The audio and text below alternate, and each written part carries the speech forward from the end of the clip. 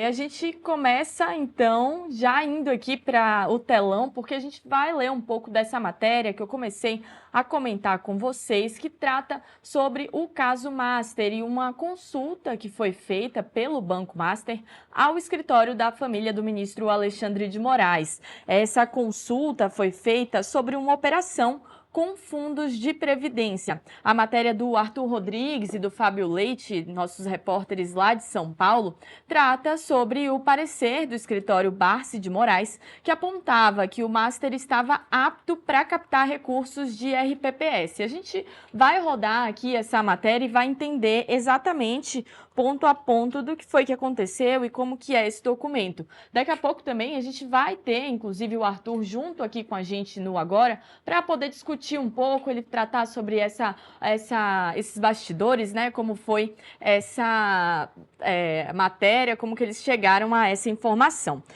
A matéria começa falando o seguinte, que no período que já enfrentava a crise de credibilidade do mercado, o Banco Master recorreu, então, ao escritório de advocacia Barsi de Moraes, que é da família do ministro do Supremo Tribunal Federal, Alexandre de Moraes, para fazer uma consulta sobre os riscos envolvendo a captação de dinheiro por meio de regimes próprios de previdência social, o RPPS, esses fundos previdenciários de servidores de estados e de prefeituras.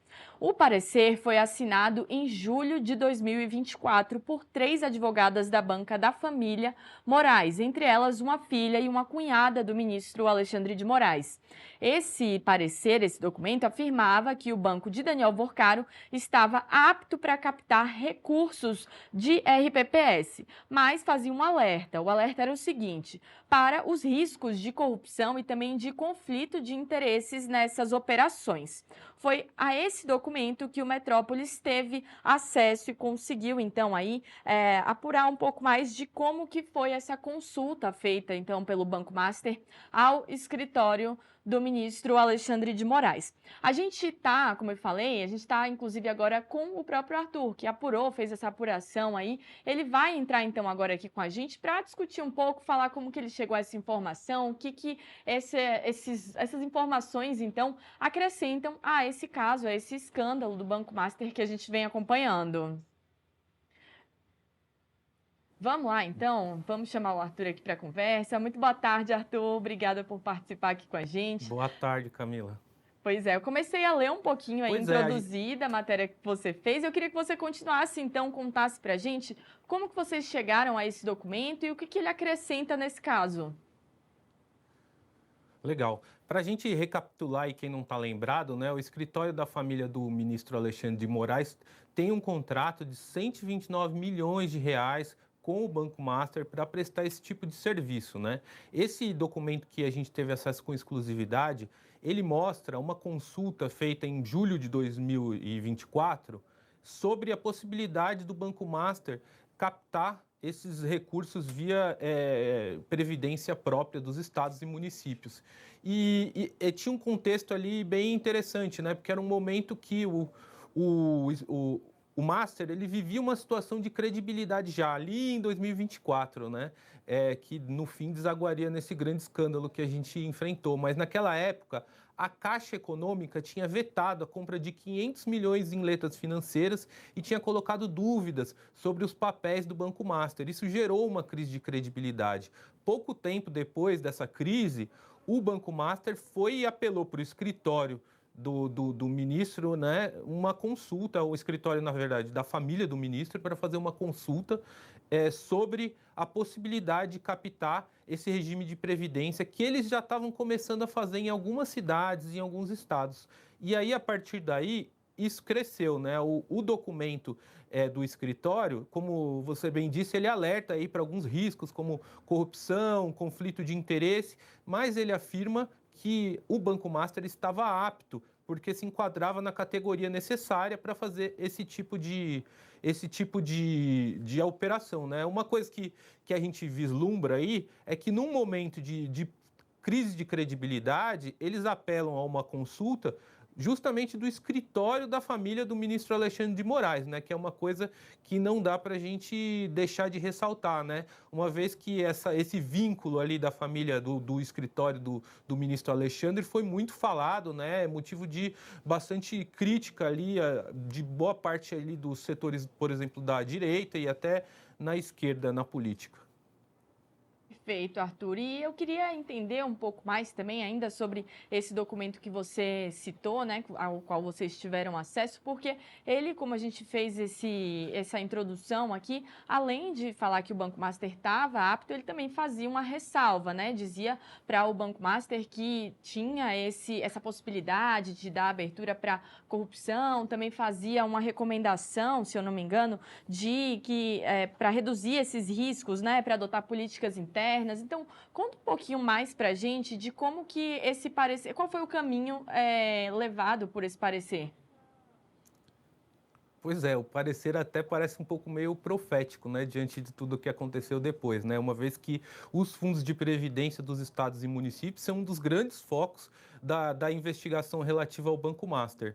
Mas o que aconteceu foi o seguinte, naquela época, o chefe do compliance do Master, o Fábio Castanheira, ele fez essa consulta e o que o escritório respondeu? Basicamente o que estava previsto na legislação, como eles deveriam se enquadrar. Por exemplo, ele citava ali que o Banco Master, na ocasião, só tinha uma pessoa no departamento de previdência, né? Então era preciso se enquadrar, ter mais gente e ter uma estrutura para assumir um departamento que atua em operações tão grandes, né? Operações milionárias, às vezes até bilionárias, e ela falava, alertava para vários riscos.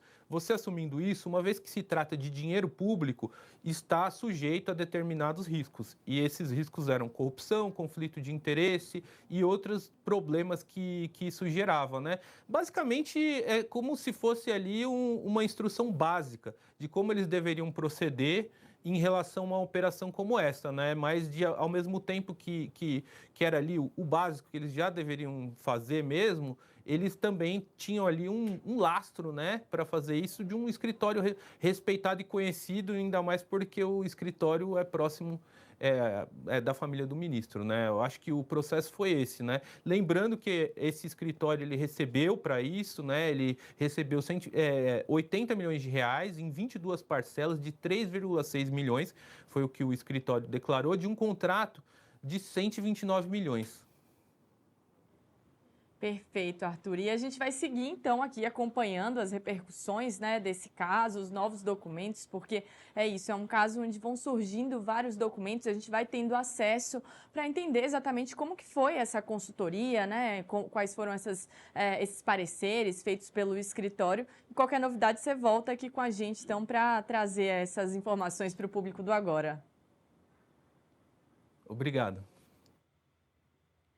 Pois é, e a gente vai seguir falando ainda sobre o ministro Alexandre de Moraes, porque ele é ator não só desse caso envolvendo aí o Banco Master, mas também dessa questão envolvendo o senador e também pré-candidato à presidência da República, Flávio Bolsonaro. Mas para isso eu não vou estar sozinha, não. Eu vou chamar aqui no estúdio o colunista Igor Gadelha. Muito bem-vindo, Igor. Boa tarde, Camila. Boa tarde a todos. Pois é, eu queria, aproveitando que a gente estava falando sobre essa questão do Banco Master, né? Teve esse documento aí, então, ao qual a equipe de São Paulo teve acesso. Eu queria que você começasse falando sobre as repercussões, assim, esse impacto, né, do envolvimento do nome do ministro com o Banco Master, ainda mais que ele está muito em evidência agora, né?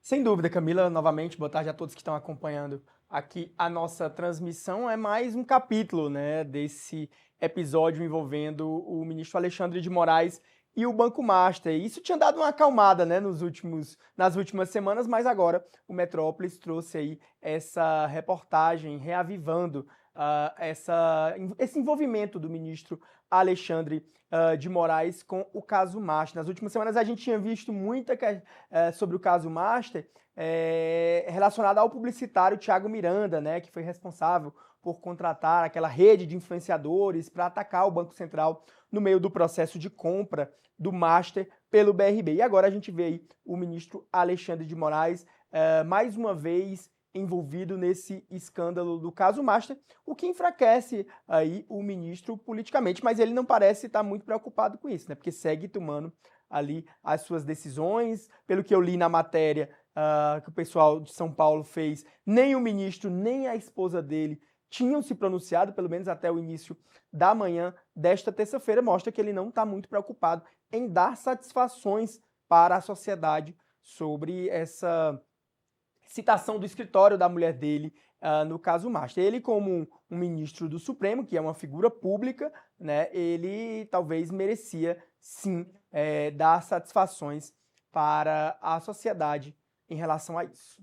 Perfeito, Gadelha. A gente vai chamar só um intervalinho, 2 minutos, mas a gente está de volta daqui a pouco para